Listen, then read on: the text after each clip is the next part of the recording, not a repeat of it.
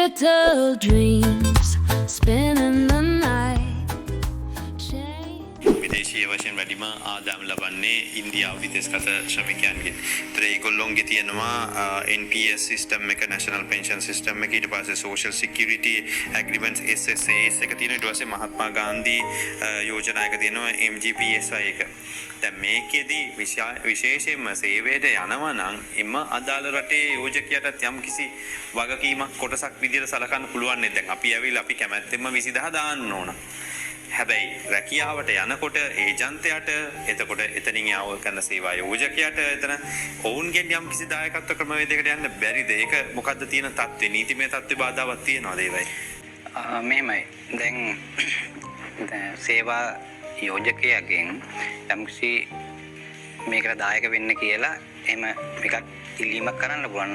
නමුත් සමස්තය සඳහා මේ සේවා යෝජක කැමති වෙන්නේ නැහැ. උදාහරණයක් වශයෙන් මැදපෙරදිග කලාපයට ප්‍රථම වතාවට යන සේවයේ යන කාන්තාවන් සඳහා employer paid insurance එකක් තිබුණා. නමුත් ඒක හරියට ක්‍රියාත්මක කරගන්න බැරි වුණා. ඒ වගේ මේ කාන්තාවන්ට හෝ පුරුෂයන්ට යන සියලුම ඉරකියා සඳහා යන අයට අපි නීති දැම්මත් මෙහෙම කරන්න කිව්වත් බොහෝ විට ඒක සම්පූර්ණ සාර්ථකත්වයක් ලබා ගන්න ඇතරම අපහසුයි. ඒක නිසා තමයි දැන් ශ්‍රී ලංකා විදේශ සේවා නියුක්තිකාරයන් උත්සාහ ගන්නවා මේ කාර්යාංශයෙන් පැත්තෙනුත් මේ විශ්‍රාම වැටුපට යම් කිසි දායකත්වයක් ලැබලා දීලා මේක මීට වඩා ප්‍රචලිත කළ සියලු දෙනාටම වරප්‍රසාද ලැබෙන විදිහේ තත්ත්වයකට ගෙහෙන්න. ඒක පොඩි උදාහරණයක් කියන්නම්. මැද පෙරදිග රටවල් සමහර රටවල් වල ඔය 93 දෙනෙක් දායක වෙලා තියෙන තැනත් සමහර සේවා යෝජකයන් විසින් යම්කිසි දායකත්වයක් දීලා තමයි එවන්නේ. කතා කරන්නේ විශේෂයෙන්ම විදේශගතව සේවාවේ යෙදෙන ශ්‍රී ලාංකිකයන්ට දායකත්ව විශ්‍රාම වැටුපක් ලබා ගැනීම කියන කාරණය සම්බන්ධයෙන්. ඉතින් ඒ වෙනුවෙන් රජය වැඩපිළිවෙල ආරම්භ කරලා තියෙනවා. තාමත් 93 දෙනෙක් විතරයි ලියාපදිංචි නිචලා තියෙන මෙච්චර කාලයකට. ඉතින් මේකේ අපි සරලව කිව්වොත් මූලික වශයෙන්ම මේ රුපියල් 90000කට ආසන්න මුදලක් තැන්පත් කරායින් පස්සේ අවුරුදු 20ක කෙනෙක් නම් එයාට අවුරුදු 60 පැන්නයින් පස්සේ ලබා ගන්න පුළුවන් රුපියල් 20000ක විතර මුදලක් රක්ෂණයක් සමගම විශ්‍රාම වැටුපක් විදිහට. ඉතින් දැන් කොරියාවේ ඉන්න ශ්‍රී ලාංකික තරුණ තරුණියෝ මං හිතන්නේ දවසේ වීකෙන්ඩ් එකේ වියදම් කරන ගාන වැඩි මේ මුදලට වඩා. ඉතින් මාස 40යි දාන්න තියෙන 30000ක් විතර ඉන්නවා එතන. ඉතින් ඇයි ඕගොල්ලෝ දාන්නේ නැත්තේ? ඔයගොල්ලෝ දැම්මොත් ඔයගොල්ලන් මොනව වෙනවද? කොරියාවේ ගිහින් ඇවිල්ලා අවසාන ගේ හදලා ඔක්කොම කරලා වාහන ගත්තන් පස්සේ අපිට මොකුත් නැති වෙනවා කියලා අඬන්න ඉන්නවට වඩා කරන්න පුළුවන් වැඩ. ඒතර මේක ඇයි කොරියාවේ ශ්‍රී ලාංකිකයෝ දැන් ගත්තම අපිට ගෘහ සේවිකාව සම්බන්ධයෙන් ප්‍රශ්න තියෙනවා. පොඩි අටුපක් ලැබෙයි. දැන් මේ වෙලාවේ ඔය අරබයිට් එකක් කරලා ගන්න ඔක්කොම ගාන හදලා ගත්තත් සාමාන්‍ය ලක්ෂ 10කට ආසන්න මුදලක් හොයනවා.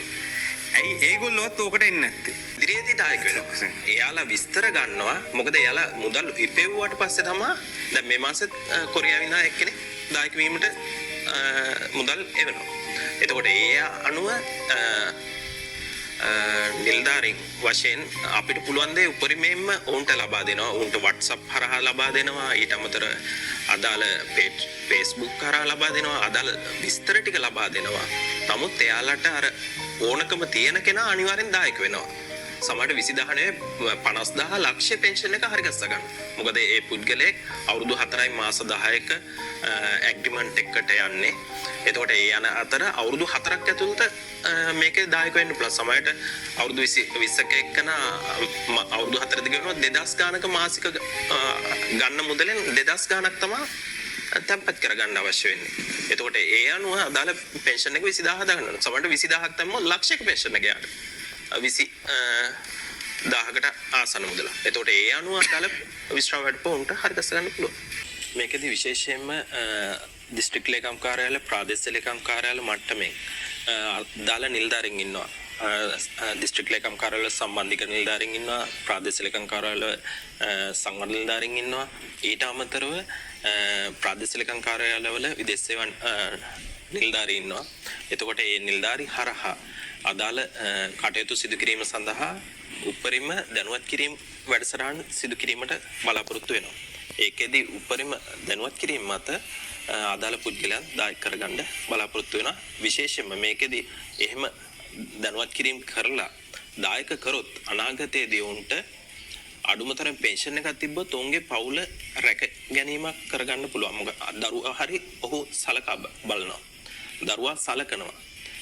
අඩුමතරමේ පෙන්ෂන් එකක් තියෙනවා නම් අදාළ පුද්ගලයාට. ඒ නිසා ඔහු රැක බලා ගැනීමේ සමාජ ආරක්ෂණයක් සිදු කර ගැනීමේ හැකියාවක් ලැබෙනවා.